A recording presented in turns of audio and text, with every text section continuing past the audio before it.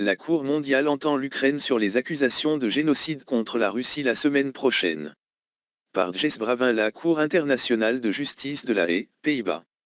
Eva Plevier-Reuters. La Cour internationale de justice a prévu des audiences publiques à partir de lundi sur les revendications de l'Ukraine contre la Russie en vertu de la Convention sur le génocide, procède à la procédure suivante lorsque Moscou a envahi le pays voisin en février. La Cour mondiale, un bras de la Nations unies, entend les différends entre les gouvernements.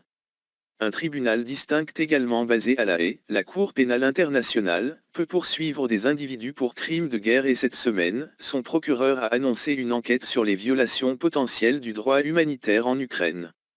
Des allégations falsifiées selon lesquelles des actes de génocide ont eu lieu dans les tours de Louhansk et de Donetsk de l'Ukraine, et sur cette base a reconnu la soi-disant République populaire de Donetsk et République populaire de Lougansk.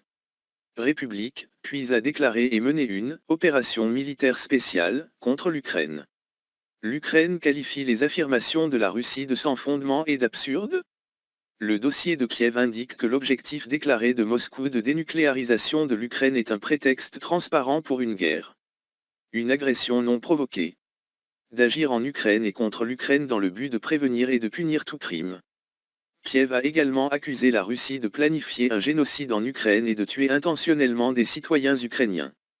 L'Ukraine a également demandé au tribunal d'ordonner une indemnisation intégrale pour tous les dommages causés par le acte de génocide en Ukraine. La Fédération de Russie à la suite de toute mesure prise sur la base des fausses déclarations de la Russie concernant le crime de génocide.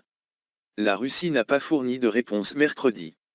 Convention sur le génocide de 1948, rédigée après l'Holocauste, elle énonce un certain nombre d'actes illégaux visant à la destruction totale ou partielle d'un groupe de nations, de peuples, de races ou de religions. La Cour mondiale a compétence pour interpréter.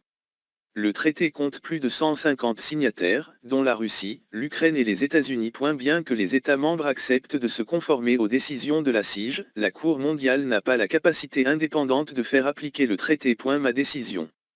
Les États peuvent demander au Conseil de sécurité des Nations Unies de prendre des mesures contre les partis qui ne se conforment pas. La Russie, en tant que membre permanent du Conseil, pourrait opposer son veto à toute proposition de ce type. Les États-Unis saluent les progrès de la Cour mondiale. Le porte-parole du département d'État, Ned Price, a déclaré, compte tenu de la gravité de la crise en Ukraine causée par l'agression non provoquée de la Russie, nous sommes convaincus que la Cour examine les circonstances désastreuses et les événements qui se déroulent rapidement et espérons qu'elle agira de toute urgence à la demande de mesures provisoires de l'Ukraine. La Cour mondiale compte 15 juges, la présidente actuelle, Joanne Donoghue, est une avocate américaine et ancienne avocate de carrière au département d'État.